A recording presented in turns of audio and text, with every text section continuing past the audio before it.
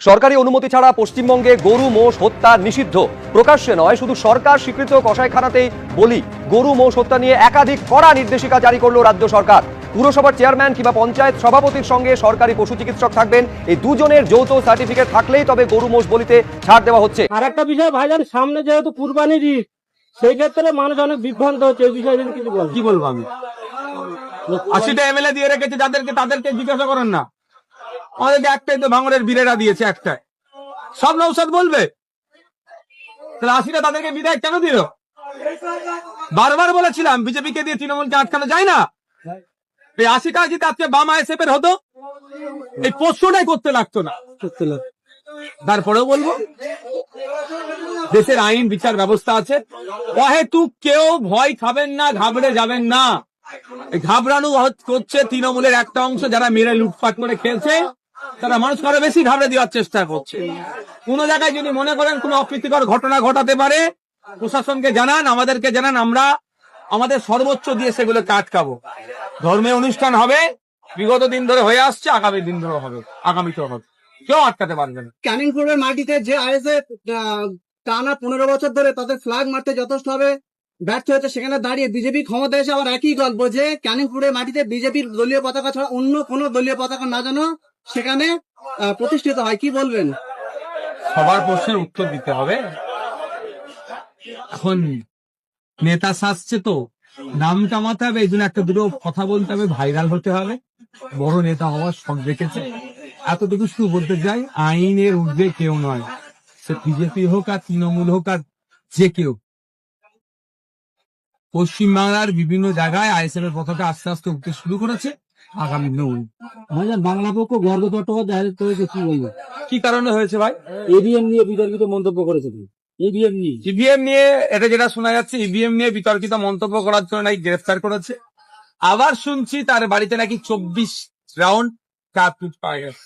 এটাও শুনছি তার নাকি ওটা সিকিউরিটি ছিল, সে সিকিউরিটির কার্তুজ। এখন প্রতিহিংসা পরায়ণ ভাবে যদি তাকে গ্রেফতার করা হয়, আমি এর চরম বিরোধী করব।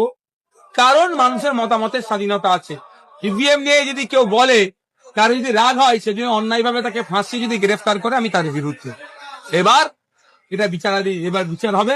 ওই রাউন্ড কার্তুজ কাজ ছিল না ছিল, কি ছিল, সময় কথা বলবে।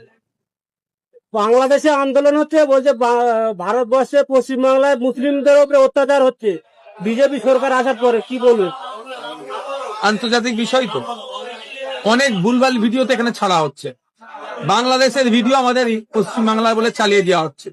আমি আপনাদের মাধ্যমে সাধারণ মানুষকে বলবো, এগুলো সতর্ক থাকবেন। বাংলাদেশের অত্যাচার দেখিয়ে পশ্চিমবাংলায় বিজেপি ফায়দা লুটলো, এটাও হতে পারে। পশ্চিমবাংলার অত্যাচার দেখিয়ে বাংলাদেশের রাজনৈতিক দলগুলো ফায়দা লুটতে পারে। দেশের অভ্যন্তরীণ ব্যাপার আমরা বুঝবো, বাংলাদেশের অভ্যন্তরীণ ব্যাপার তারা বুঝবে। তবে বৃহত্তর স্বার্থে বাঙালি আমরা, সে স্বার্থে আমরা ভালো খারাপের পরামর্শ দিতে পারবো। অনুরোধ এতটুকুই, কারো কথায় উত্তেজিত হবেন না, law and order situation create হবে, কাজ করবেন না। যদি মনে হয় এখানে বিশৃঙ্খলা কে করতে চাইছে, লোকাল থানায় কমপ্লেন করে আমাদেরকে জানান, আমরা যাতে প্রশাসন ব্যবস্থা গ্রহণ করে সর্বোচ্চ ক্যাটাগরি সিকিউরিটি প্রোভাইড করা দরকার, তাকে সে প্রোভাইড করতে হবে। নওশাদ সিদ্দিকী এমএলএ হিসাবে যে নিরাপত্তা পাওয়ার দরকার, সেটা কিন্তু মমতা ব্যানার্জি দেয়নি, ফলে কোর্টে গিয়ে নিতে হয়েছে। দ্বিতীয় কথা, একজন এমপি হিসাবে যে নিরাপত্তা পাওয়া দরকার, সেটা তাকে দিতেই হবে। অভিষেক বাবুর ক্ষেত্রে সেটা হয়েছে। এবার নতুন একটা রাগ আছে, আমি আপনি সবাই জানেন, ওপেন সিগারেট। অভিষেক বাবুর সাথে শুভেন্দু অধিকারী একটা নতুন আজকি আছে, এই সুযোগ তিনি পেয়েছেন, কাজে লাগাচ্ছে। এটাও অভিযোগ ছিল, শুভেন্দু বাবুকে নাকি দীর্ঘক্ষণ কলকাতাতে সিগন্যালে দাঁড় করিয়ে রেখে দিত, তখন ওরা সুযোগ পেত।